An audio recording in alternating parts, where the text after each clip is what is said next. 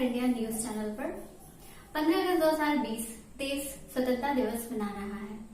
बिहार में 15 अगस्त 2020 पर माननीय मुख्यमंत्री श्री नीतीश कुमार ने स्थापित किए नए कीर्तिमान। उन्होंने इस बार लगातार 4वीं बार झंडा फहराया। इस तरह वह पहले ऐसे मुख्यमंत्री बन गए जिन्होंने सबसे ज्यादा बार झंडा फहराया। 16 संपर्क योजना जो टोला छूट गया था वो भी लगभग पूरा हो गया, थोड़ा सा बचा है जो अंतिम चरण में। शौचालय का निर्माण, घर का सम्मान, ये देश भर की योजना हम लोगों के यहाँ। अब ये जान लीजिए, इस बार बापू जयंती के अवसर 2 अक्टूबर तक ये काम निश्चित रूप से पूरा हो जाएगा। और हम लोगों ने जो जल जीवन हरियाली अभियान चलाया, अब आप सोच लीजिए कितना पर्यावरण के प्रति जागृति आई है। 5 करोड़ 16 लाख से ज्यादा लोग 19 जनवरी को मानव श्रृंखला में शामिल हुए। 18,000 किलोमीटर से भी ज्यादा।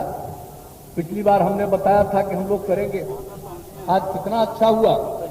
और कई काम हम लोग 24,524 करोड़ रुपए की लागत से 11 पॉइंट है, इसमें 11 योजनाएं हैं जो मिशन मोड में लागू किया जा रहा है, जिसमें 10 काम का है और 1 अभियान का।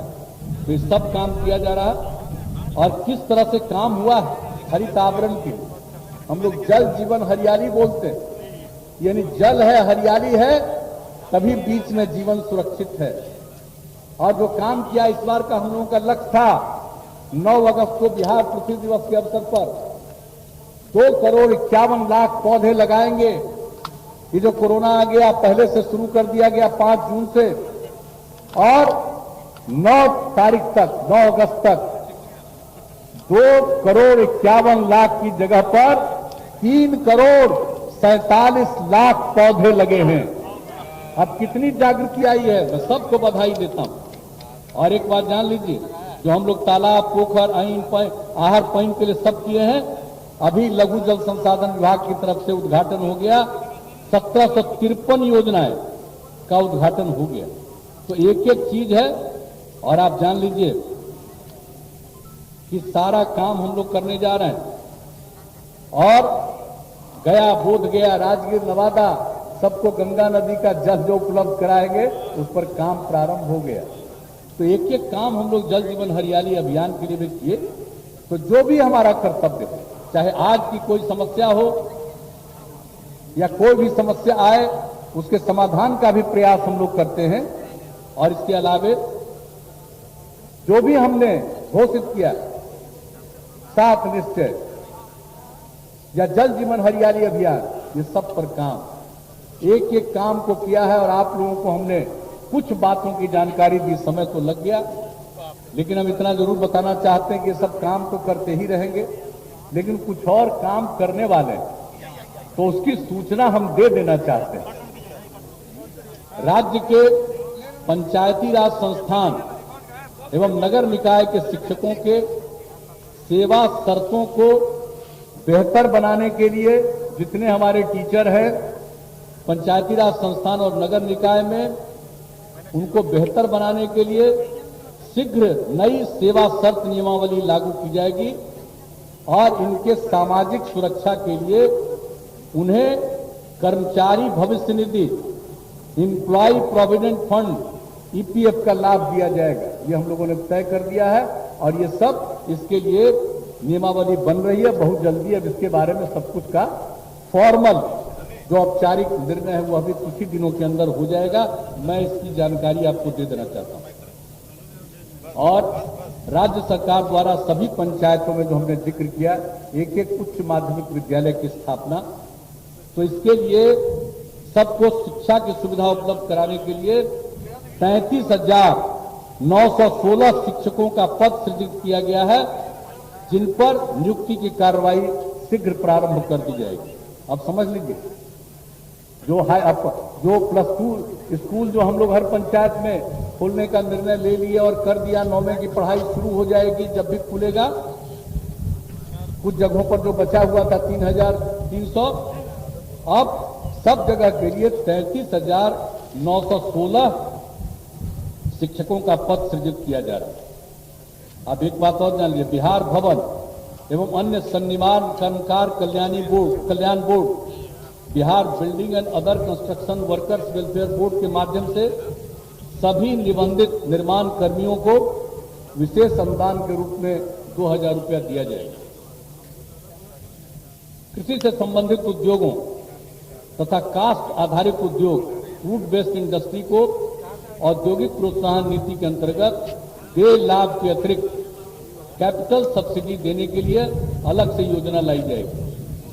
और जो आरा मिल से संबंधित जो समस्याएं बहुत कठिन हो गई थी, उसके बारे में हम लोग नया कानून ला रहे हैं। आरा मिल संबंधी उद्योगों को राहत देने के लिए, उनको राहत पहुंचाने के लिए नया कानून तुरंत आएगा। राज्य के उत्कृष्ट खिलाड़ियों को सरकारी नौकरी देने की हमारी नीति है।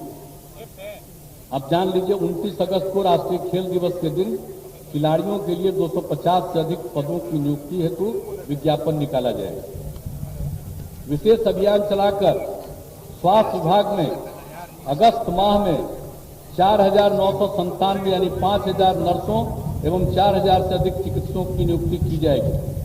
सितंबर माह में 1,750 से अधिक लैब टेक्नीशियन, फार्मासिस्ट एवं सैनिटरी इंस्पेक्टर की नियुक्तियां भी पूर्ण की जाएंगी। उसके बाद विगत कुछ वर्षों में 3,350 सहायक प्राध्यापक के पदों के विरुद्ध 2,775 पदों पर नियुक्ति कर ली गई है। शेष पदों पर बिहार लोक सेवा आयोग की अनुशंसा पर रिक्ति शीघ्र भरी जाएगी। इसके अतिरिक्त 4,000 पदों पर नियुक्ति हेतु बिहार राज्य विश्वविद्यालय सेवा आयोग जो बन गया, वहीं से अब नियुक्ति होनी है। 1 माह के अंदर अधियाचना भेजी जाएगी। सहायक प्राध्यापक की बहाली के इच्छुक लोगों की एक उनके सामने समस्या आ गई। 2009 से 12 के बीच पीएचडी की अमान्यता और एमफिल, ये जो दोनों को लेकर के उनको परेशानी आ रही थी, इसके संबंध में जो इतराज था, उनकी भावनाओं का आदर करते हुए नियुक्ति के आधार में आवश्यक परिवर्तन किया जाएगा। और कोविड-19 से, ये कोरोना से मुक्त हुए व्यक्तियों के रक्त प्लाज्मा, ब्लड प्लाज्मा दान करने पर जो मुक्त हो गए हैं, वो ब्लड प्लाज्मा दान करेंगे। तो दानकर्ता को धन्यवाद देते हुए राज्य सरकार की तरफ से 5,000 रुपये का पुरस्कार उनको दिया जाएगा। ये बात हम लोगों ने तय कर दिया है। तो ये सब काम होने वाला है। टीचर से लेकर के जो भी समस्याएं आ गई है, सब के लिए भी हम लोग ये सब काम कर रहे हैं। तो ये सब आप लोगों को हम बता देना चाहते हैं कि हर तरह से हम लोग यही काम करते रहते हैं रात। अब भाई हमको तो ऐसे ही मौके पर कुछ बोलते हैं। आजकल तो वो चल गया ना सोशल मीडिया पर, रोज लोग करेगा ट्वीट। क्या करता है कुछ नहीं जानता, वही सब ट्वीट करता है। क्या क्या करता है, कितना काम हो रहा है बिहार में। हम तो सारे अपने आप सब लोगों को हाथ जोड़ करके प्रार्थना करेंगे कि भाई सच्चाई का, पहले सच्चाई आती थी, पहले क्या था, अब क्या है, आपको खुद विश्लेषण करना चाहिए। हमने तो सरकारी अधिकारियों को भी कहा, पहले से लेकर के अब तक जो भी स्थिति है उसका आकलन करके इस बात को लोगों के सामने रखिए, ताकि आने वाली नई पीढ़ी को ठीक ढंग से जानकारी हो। हम लोग जितना काम कर दिए, कहीं सड़क था जी, गड्ढा था, गड्ढा में सड़क, सड़क में गड्ढा, यही कहा जाता था। बिजली था, कुछ नहीं था। लेकिन जो कम उम्र के बच्चे, उनको कुछ मालूम नहीं। अब वो सब 18-20 के होने जा रहे हैं। तो भाई सबको सही बात होना चाहिए। सोशल मीडिया का 2 रूप है। एक पक्ष बहुत पॉजिटिव है, उसके माध्यम से सबको सही जानकारी मिलती है, और एक पक्ष है इसका दुरुपयोग करता है। कोई काम नहीं करेगा, घर में बैठा रहेगा, सोया रहेगा, कुछ न कुछ वो कुछ लिख देगा। तो इसलिए इन सब चीजों के बारे में सही बात की जानकारी भी देनी चाहिए। हम इसलिए ऐसे मौके पर भी सब बात अब तक हुआ आपको, हालांकि समय लग गया होगा, लेकिन हम तो कोशिश किए अति संक्षेप में ही कुछ बता देना। इतना काम कि हम सब काम की चर्चा कहां की। अगर हम सब काम की चर्चा करेंगे तो आप लोगों को कई बार पानी पीने का जरूरत पड़ेगा। हमारे इस बार ही आज उनमें कई लोगों को तकलीफ सुबह से ही ऐसे ही होगा। यहां पर तो लोग अपना अंदर बैठे हुए, इनको तो कोई बात नहीं है, लेकिन बाकी लोगों को, इसलिए हम ज्यादा आप लोगों को इसमें हम ज्यादा आपका समय नहीं लेंगे। हम इतना ही कहते हुए इतना ही आपको वचन देते हैं कि भाई लोगों की सेवा करना ही हमारा दिलचस्पी है, और आप जान लीजिए लोगों की सेवा करना ही हमारा धर्म है, और इसी के आधार पर हम आगे चलते हैं। और सरकार की कामना है कि समाज में सद्भाव एवं भाईचारा का वातावरण कायम रहे तथा पर्यावरण का संरक्षण हो और राज्य को कोरोना संक्रमण की महामारी से मुक्ति मिले। सभी चुनौतियों के बावजूद हमारा राज्य प्रगति के पथ पर अग्रसर है। हमारा अतीत गौरवशाली है, विरासत समृद्ध। हम उसी ऊंचाई को फिर से प्राप्त करना चाहते हैं। तो आइए स्वतंत्रता दिवस के शुभ अवसर पर हम सब यह संकल्प लें कि बिहार को राष्ट्र के मानचित्र पर एक खुशहाल राज्य के रूप में स्थापित करने के लिए अपना सहयोग प्रदान करेंगे। बिहार का इतिहास कितना गौरवशाली है, तो हम इसको एक खुशहाल राज्य बनाएंगे, और इसके लिए हम सब संकल्प लें और सब लोग सहयोग प्रदान करें। और इस अवसर पर मैं पुनः आप सभी को और सभी बिहार वासियों को स्वतंत्रता दिवस के शुभ अवसर पर अपनी शुभकामनाएं देता हूं। अब 3 बार जय हिंद, जय हिंद, जय हिंद, जय हिंद।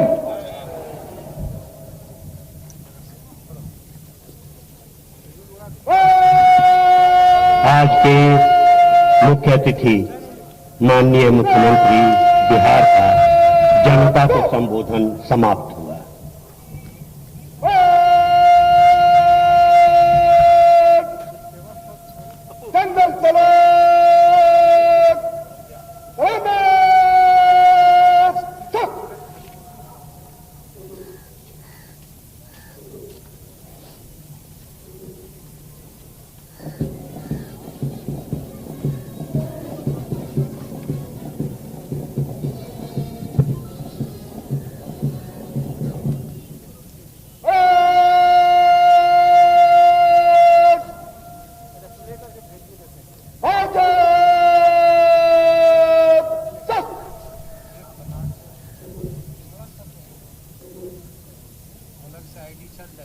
अब परेड कमांडर आज के समारोह के मुख्य अतिथि से परेड विसर्जन की अनुमति प्राप्त करने के लिए सधे और चुस्त कदमों की चाल से सलामी मंच की ओर बढ़े चले आ रहे हैं।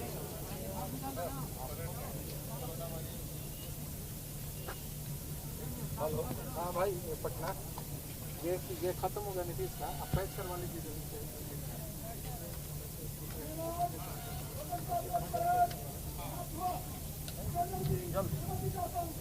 हाँ हाँ, दूसरे कैमरा से प्ले करवा